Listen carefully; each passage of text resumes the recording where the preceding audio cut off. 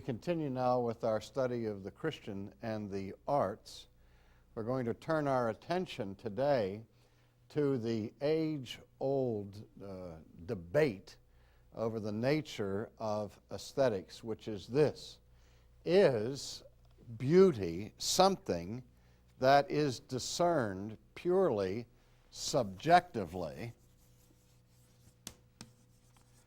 or are there, in fact, external, objective standards or criteria by which something may be judged to be beautiful?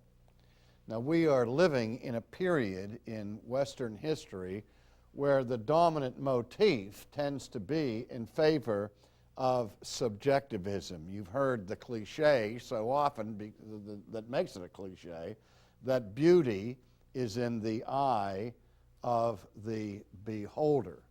And more we have people arguing that there are no ultimate standards for beauty. But this is not something that should surprise us, because at the same time, in contemporary culture and in contemporary philosophy, we've seen a denial of objectivity across the boards. We've seen a denial of objective truth, of objective goodness, and philosophies that have centered themselves on the core belief that truth itself is subjectivity, and that there are no absolutes except the absolute, that there are absolutely no absolutes. And so we have a society that says we have truths but no truth. We have beauties but no beauty, purposes but no purpose, which creates quite a bit of confusion when we come to this question of the nature of beauty. Now, obviously, in every aesthetic experience of a person, of a human being, there is a subjective response. And certainly it is clear that each one of us has his or her preferences subjectively with respect to the art that we admire or embrace or otherwise enjoy. Some of us like one type of music, while others like a different kind, one style of painting and another style for you, and so on. So no one, I think, would want to argue that there's no involvement of the responding subject to the realm of art. But we're still asking the question, is there anything beyond our subjective feelings and personal preferences and individual responses to that which we consider beautiful that can be seen as some kind of objective basis for beauty? And again, the battle is not only between the subjective and the objective, but also between the normative and the relative. Now, in other courses, I've made mention of the way our language shifts in the culture and the way we hear people complaining about the loss of traditional values, where the term value has become the new word that substitutes for the classic word ethic. What people mean when they say we have lost a sense of values, they mean that we're engaged in some kind of an ethical crisis, because the norms that determine right conduct and proper behavior in the past have been set aside and been replaced by this principle of relativism. And yet the irony of that is that historically, value has been sharply distinguished from ethics and has been almost universally acknowledged to be subjective. The so-called subjective theory of value says the way you value your car will not be exactly the same that the way in which your neighbor values your car, or even the way your neighbor values his car or cars. we all have different sets of values in terms of the worth or importance that we assign to certain elements of our experience. Now, it could be argued that from the Christian perspective, there is such a thing as a normative value. The worth that God attaches to certain things would be the supreme standard of value, and that the Christian should try to get his or her personal values to be in line with God's values.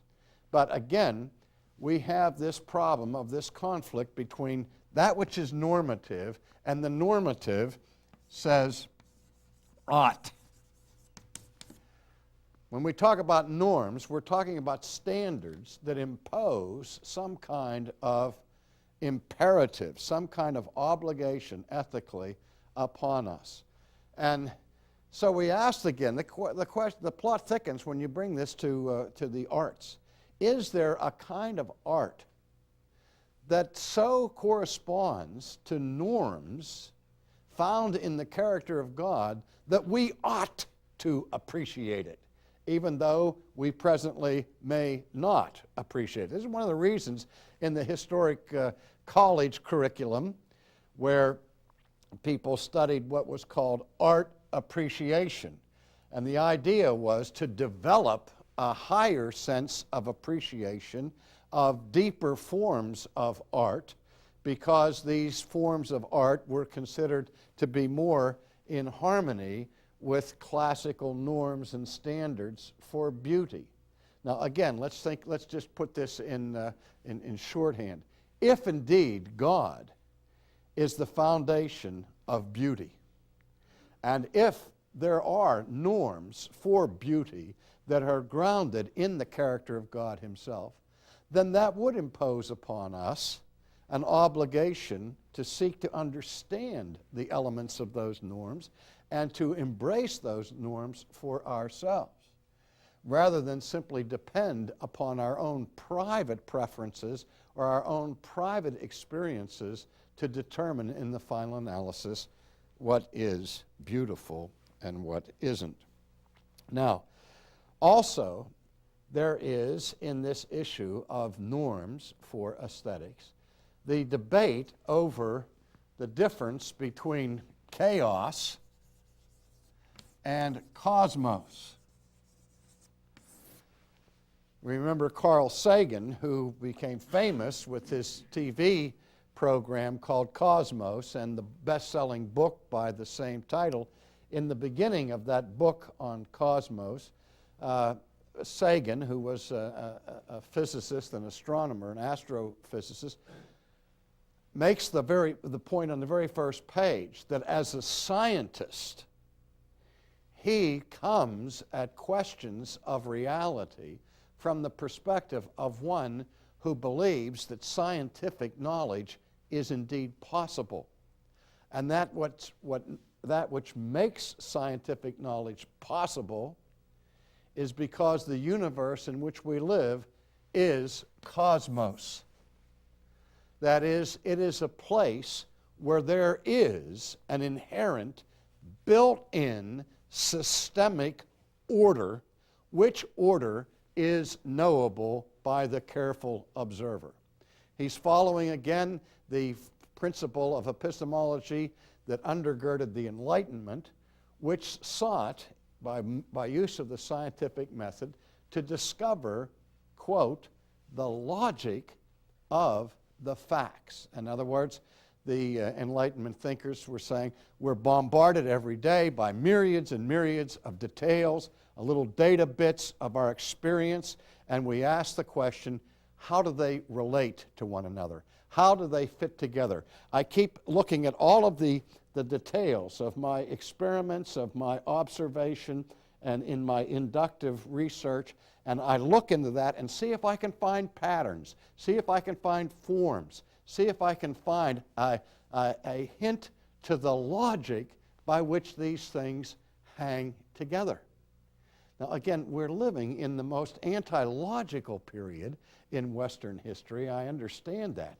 And people, reject logic, even though they can't really live without it. But even somebody like Sagan understands that without it, without order, without cosmos, there are no patterns. And if there are no patterns and no structures, if there are no standards or norms, what you have is chaos. And the problem is, for the scientist, that chaos is unintelligible. Now, some of you may be aware of the new movement in science called chaos science or chaos physics, and that's kind of a misnomer because even that advance in the scientific community is an attempt to study apparent chaos by giving it the philosophy of the second glance and studying it more closely and studying it more deeply in order to reveal the underlying structure of it. You're on a boat, you're on an ocean liner, you stand at the edge of the rail and you look into the water and you see the water swirling around as the boat moves through the ocean. And you maybe focus your glance at one set of bubbles, one little piece of foam, and try to follow it. Try to watch how it behaves. Try to predict where it's going to go next. But there are so many factors interacting here in the currents and the winds and so on of this piece of foam that, to the naked eye at least, it's virtually impossible to predict where it's going to go next. I used to play the game, as I'm sure every child did. I'm walking home from the drugstore on a summer day when it was raining hard and the water was filling the gutter, and you would drop your popsicle stick in the gutter, and you would stand and be mesmerized watching the progress of that popsicle stick to see what obstacles and barriers or eddies in the water would change its direction and so on. We've all done that. Well, that's one of the most difficult things to predict. Yet, what chaos scientists are saying is there are principles and laws at work here, and in fact, there is a harmony of what's taking place even in this seemingly chaotic response of gases and fluids and so on in the universe. And so, again, the assumption of science is cosmos, that there is order. Now, that presupposes a formal structure to things. Now, if we go back in antiquity to the ancient Greeks, to the golden age of Hellenism, we go back to the academy founded by Plato. And you may recall that at the entrance to Plato's academy was an arch over the door. And there was a sign displayed there. And the sign read, "Let none but geometers enter here." Let none but geometers enter here. Does that mean that you had to have a PhD in geometry to get into Plato's academy? I thought that Plato was a philosopher, not a mathematician. But what he meant by geometers were people who were committed to the study of form in its mathematical relationship and proportionality. Plato had been deeply influenced by the Pythagoreans, who had developed a philosophy of numbers, where everything in reality was explained mathematically. And we may smile at that today until we take a moment to think of how the great breakthroughs of science over the ages have been, in the most part, been pioneered by the forward thinking of mathematicians who found a simpler math or a more complete math and then pointed their telescopes where the empirical research followed the mathematical plotting. And that has been the case with Einstein, with Newton, with Copernicus, and a host of other scientists who have been pioneers because of their conviction of a rational, harmonious inner structure of reality that could be communicated in terms of the logic of mathematics, because in one sense what mathematics is symbolic, a form of symbolic logic.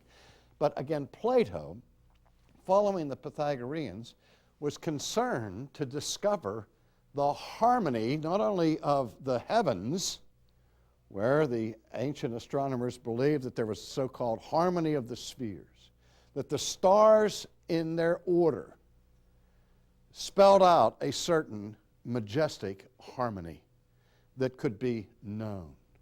And the course of the planets were followed. And today, we don't seem to understand how important to daily life and survival plotting the motion of planets and the stars and so on, the phases of the moon, was to the ancient person, particularly in the agrarian society where planting and harvesting were determined not by calendars, because they didn't have calendars, but they were determined by the movements of the stars in the sky, and so on. And so ancient philosophers were very much interested in this. Now, the great student of Plato was Aristotle. And as we know, Aristotle was the supreme scientist of antiquity. In fact, his star student was Alexander the Great, and Alexander shared Aristotle's passion for unity.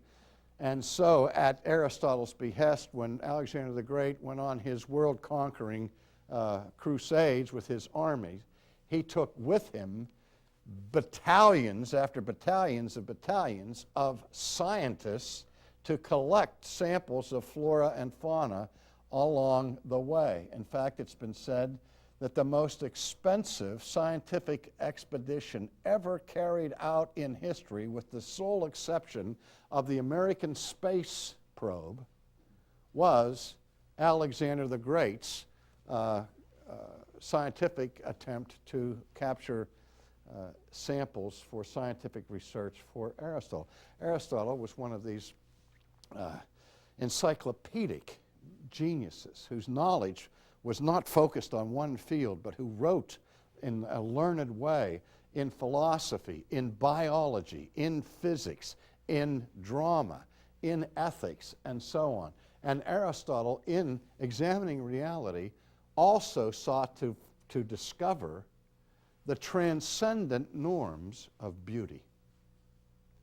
And he isolated certain factors that he said are common to the beautiful. And before I spell those out, I'll mention that his work was then echoed from a Christian perspective in the Middle Ages by Thomas Aquinas, who emphasized basically the same principles of beauty that Aristotle had introduced earlier.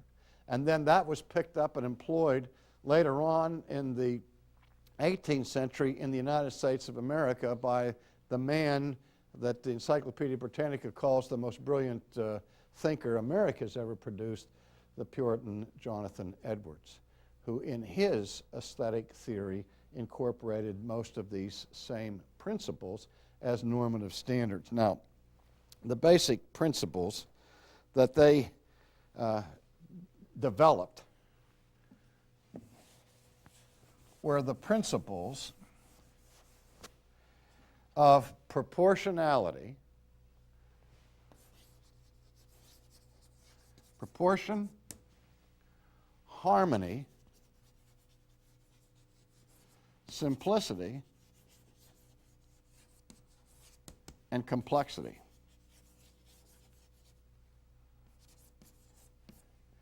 So that beauty was not based on arbitrary feelings or chaos, but upon the interaction of these basic principles. Now, in the 60s, in our culture, we had the work of John Cage, who tried to compose music in a way that was completely arbitrary, with no mathematical significance to it. And he was trying to make a statement that music or art is completely random. It is completely by chance. There is no form, there is no order, and so he'd get this weird stuff that he produced. And yet the irony of Cage, as Francis Schaeffer once pointed out, was that his avocation was that he was a gourmet mushroom collector.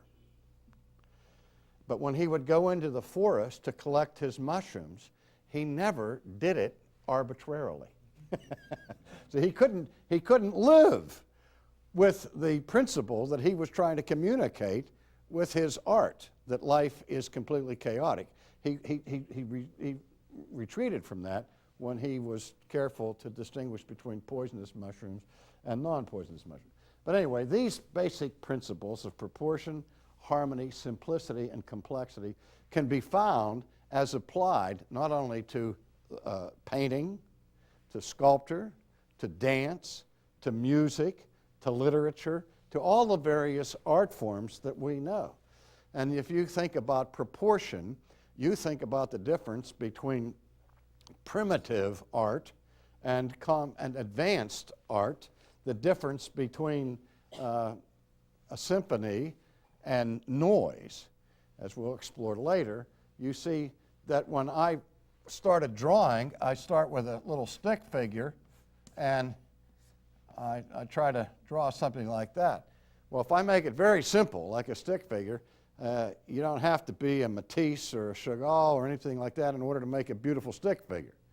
But once I want to incorporate in my painting or in my sculpture a portrait of a human being or a painting of a whole human being, then I have to worry about the relationship of the hands to the ankles, to the nose, to the ears, and all of a sudden now portraiture becomes much more difficult, much more complicated, and we recognize that there is a real skill and a talent to somebody who's able to produce works of art that are not chaotic, that are in a certain proportion.